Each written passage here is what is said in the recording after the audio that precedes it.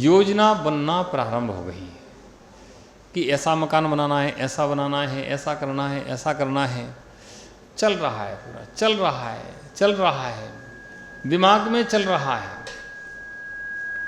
बात चलती रही, अर्थी आगे जाती रही और पहुंच गई कहाँ पर? जहाँ शमशान घाट है। अर्थी शमशान घाट पर पहुंची, तैयारियां की गईं और चिता पर अग्नि रखी गई। वो रखी गई, अर्थी रखी गई और अर्थी चिता पर रखी है। अर्थी चिता पर रखी है, तैयारियां चल रही हैं, सब व्यवस्थाएं चल रही हैं और दिमाग में क्या चल रहा है?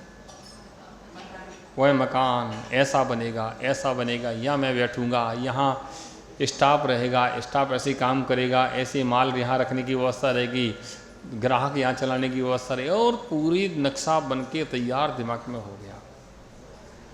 इंजीनियर ने नक्शा भेज दिया अपना इतने में और मार्केट पर बैठकर ही मोबाइल खोल लिया और देखना प्रारंभ हो गया। पूरी प्लानिंग तैयार हो गई। बस 2 दिन बाद ही मकान को तोड़ करके दूसरा व्यवस्थित मकान बनाना है। ओह, इधर चिता में आग लगी, सब लोग चल दिए, वापस लौट रहे थे कि रास्ते में एक वाहन की ठोकर लगी और वह गिर पड़ी। लोग उठा के हॉस्पिटल में ले गए।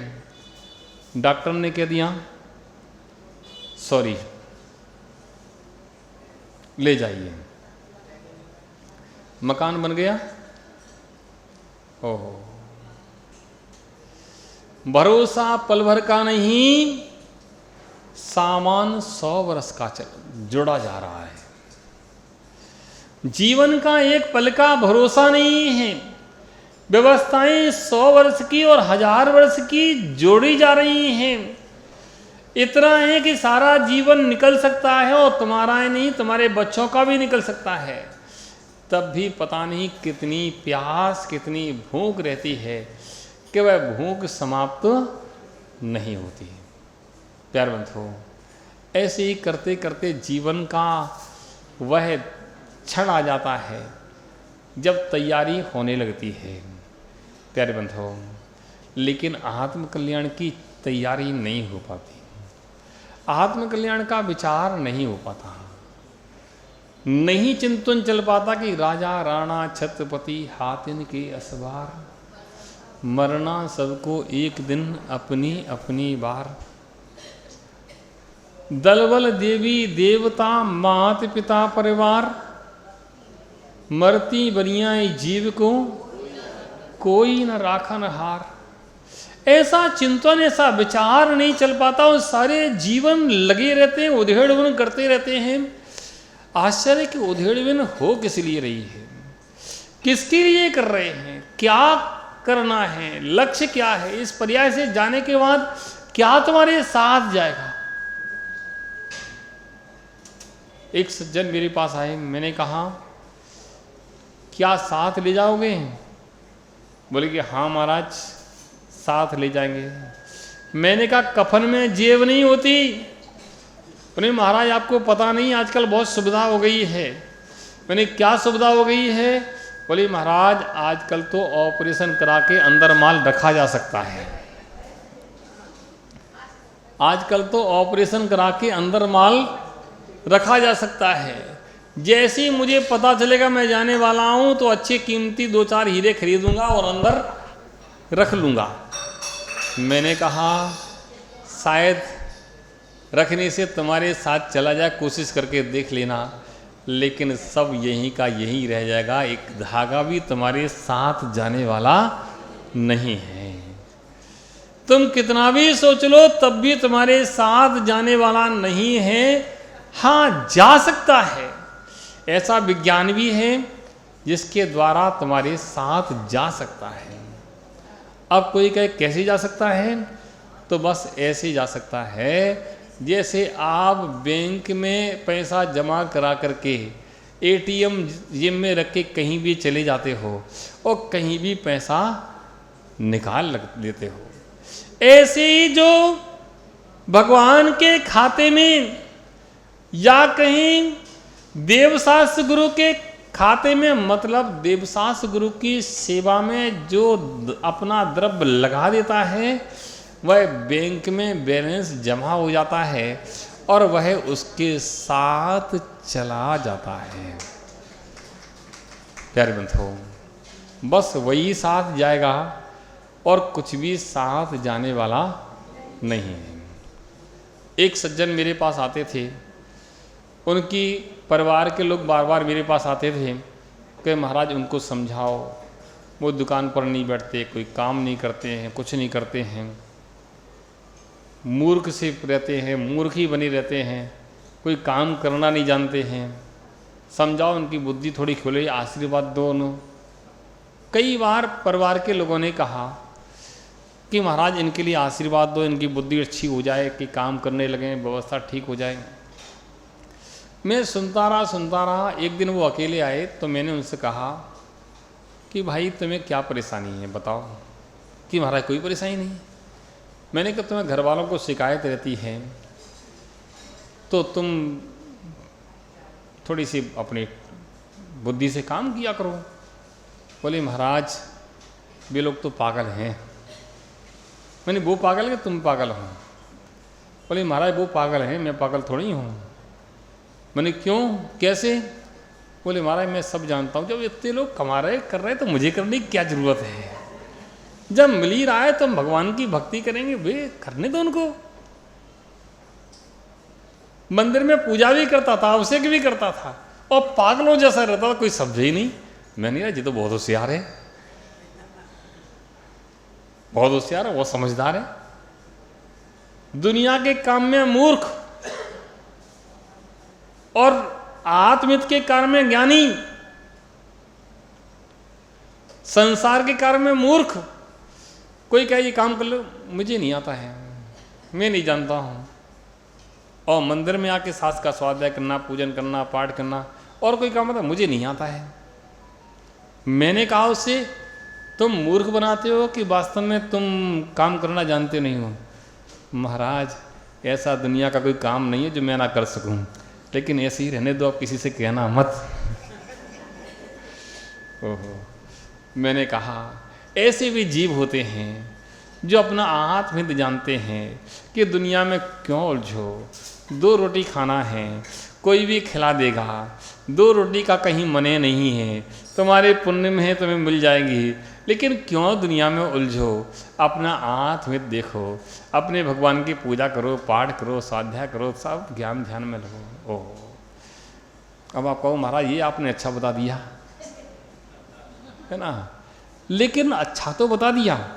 अच्छा तभी उपयोगी है कि आपका मन भगवान की भक्ति, पूजन और आत्महित में लग जाए। अगर आप कर्तव्य विमुख हो रहे हैं तो बात ठीक नहीं है। संसार में हैं, घर में रहते हैं, बैलेंस बना के जीवन जीना चाहिए। बैलेंस बना के जीवन जीना चाहिए। मतलब सीधा सा है कि जिसके जीवन में बैलेंस है वह जीवन अपना सफल कर लेता है। हम परिवार के साथ में रहते हैं, जो व्यक्ति परिवार के साथ में रहता हुआ भी सुबह अपनी पूजन पाठ करता है, स्वाध्याय भी करता है, ज्ञान ध्यान भी करता है और भी क्रियाएं करता है और घर के कर्तव्य का भी पालन करता है, निर्वाह करता है, बैलेंस बनाता है। कोई कहे कि नहीं पहले मैं ये करूँगा और ये बाद में करूँगा, ऐसा भी व्यक्ति ठीक नहीं है। बैलेंस बना के चलता है वह तो सफल हो जाता है। और जिस दिन तुम्हें लगे कि बस अब मेरी कोई जिम्मेदारी नहीं है, उस दिन छोड़ करके साधु संगों में आ जाना और आकर के बस धर्म ध्यान करना, कोई बात नहीं। लेकिन परिवार की जिम्मेदारी निभाना भी हमारा एक कर्तव्य उत्तरदायित्व है। अब आपको महाराज पहले आप ऐसे कह रहे थे, फिर अब ऐसे कह रहे हो। हाँ, मैं दोनों ही बात कह रहा हूँ। अगर तुम वास्तव में वैरागी हो तो कोई बात नहीं, फिर संसार से मोह का त्याग करके संसार शरीर भोगों से विरक्ति का भाव धारण करके फिर तुम आ जाना इस मार्ग पर, तो ये मार्ग तुम्हारे लिए कल्याण के लिए तत्पर रहेगा। और तुम कहीं राग वृत्ति से ग्रसित रहे और सामाजिक कर्तव्य, पारिवारिक कर्तव्य तुमने छोड़ दिए, तो शायद ना तुम यहाँ के रहे ना वहाँ के रहे। प्यारे बंधुओं, ऐसे बैलेंस बनाना, गुरुओं की सेवा करना, भगवान की पूजा करना, आहार दान देना आदि क्रियाएं करते हुए परिवार की भी क्रियाओं समस्याएं जो रहती हैं उनको भी सुलझाते रहना, ऐसे बैलेंस बना के जो जीवन जीता है वह संसार से पार हो जाता है। और जो जीवन का बैलेंस बनाना नहीं जानता है वह कभी संसार से पार नहीं होता। प्यारे बंधुओं, जीवन का कोई भरोसा नहीं, एक पल का भी भरोसा नहीं है।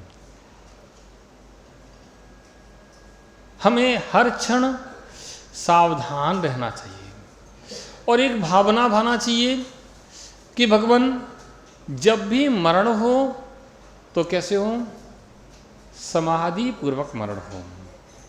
अंते समाहि मरणम, जब भी मरण हो शरीर छूटे तो समाधि पूर्वक छूटे, मेरा अंत समाधि पूर्वक हो। क्योंकि समाधि पूर्वक जो मरण करता है उसके भाव संसार में ज़्यादा नहीं रहते। शास्त्र कहते हैं उत्कर्षण 2-3 बहुगणाणी, जहण्यण 70 बहुगणाणी। उत्कर्ष जो समाधि मरण करता है उसके संसार में 2-3 भाव शेष रहते हैं, और जघन्य से जो समाधि मरण करता है उसके 7-8 भाव शेष रहते हैं। समाधि मरण का इतना बड़ा महत्व बताया है कि 7-8 भाव में नियम से तुम्हारा निर्वाण हो जाएगा। और जो मुनि बन करके समाधि संलेखना मरण करते हैं उनके लिए भी 2-3 भाव या 7-8 भाव से ज़्यादा नहीं लगते। यहाँ तक कि आगम में इतना कह दिया कि कोई भी व्यक्ति 32 बार से ज़्यादा भावलिंगी मुनि नहीं बन सकता। कितनी बार से? 32 बार से। ओहो, 32 बार से ज़्यादा वह मुनि नहीं बन सकता। 32 बार से ज़्यादा यानी 32 बार अधिक से अधिक मुनि बनने के बाद उसको नियम से निर्वाण की प्राप्ति हो जाएगी। वैसे 2-3 भाव और 7-8 भाव में उसकी निर्वाण की प्राप्ति होना ही होना है, और अधिक से अधिक समय लगेगा तो 32 भाव। लेकिन समाधि संलेखना करने वालों के लिए संसार में जो सामान्य मरण होते हैं उन मरणों की यहाँ गिनती नहीं है। प्यारे बंधुओं, इसलिए हमेशा एक भावना भाना चाहिए कि भगवान जब भी देह से प्राण छूटें तो समाधि पूर्वक ही छूटें। कुछ नहीं कर पाओ तो हमेशा एक चिंतन करो, 12 भावना, वैराग्य भावना और समाधि पाठ, आलोचना पाठ, ये 4 पाठ हमें दिन प्रतिदिन पढ़ना चाहिए। इन पाठों को पढ़ने से आत्मा में विशुद्धि होती है और हमारे अंदर नवीन धर्म का संचार बना रहता है और समाधि की भावना बनी रहती है। जब अंत समय आता है तो हम सावधान रहते हैं और इस देह से प्राण का विसर्जन समाधि पूर्वक कर देते हैं। धर्मबंधु, ऐसी भावना भाना चाहिए कि हमारा समाधि पूर्वक मरण हो। प्रतिदिन कुछ करो ना करो 2 काम जरूर करना। कौन से काम बता दें? क्या बता दें? 2 काम जरूर करना। कौन से 2 काम करना? एक काम यह करना, भगवान के सामने खड़े होकर के भगवान से कहना है, भगवान संत साधु बन के विचरूं, वह घड़ी कब आएगी, चल पड़ूं मैं मोक्ष पथ पर, वह घड़ी कब आएगी। हाथ में पीछी कमंडल ध्यान आत्म राम का, छोड़कर घर बार दीक्षा की घड़ी कब आएगी, संत साधु बन के विचरूं वह घड़ी कब आएगी। और दूसरा बोलना अंते समाहि मरणम, हे भगवान इस जीवन में अंत में समाधि मरण हो, अंत में समाधि मरण हो। ऐसी दो भावनाएं हम नमोकार मंत्र की माला कम फेरने चलेगी, पूजन एक कम करने चलेगी, लेकिन ये दो भावनाएं अगर आप करते रहे तो भावना के पुट से तैयार हुई हमारे जो भावों का जो औषधि है वह हमारे लिए अमर कर देगी। जैसे वैद्य औषधि बनाता है तो औषधि में भावना दी जाती है।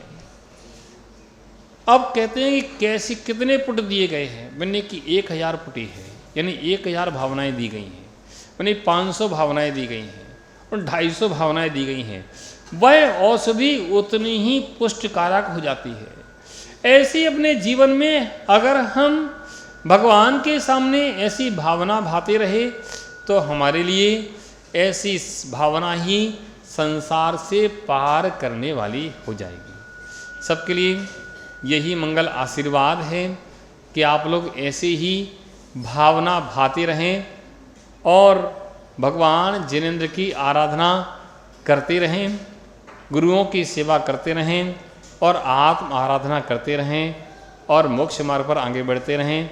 सबके लिए मंगल आशीर्वाद। जय बोलिए आचार्य कुशल सन्मति सागर जी महाराज की।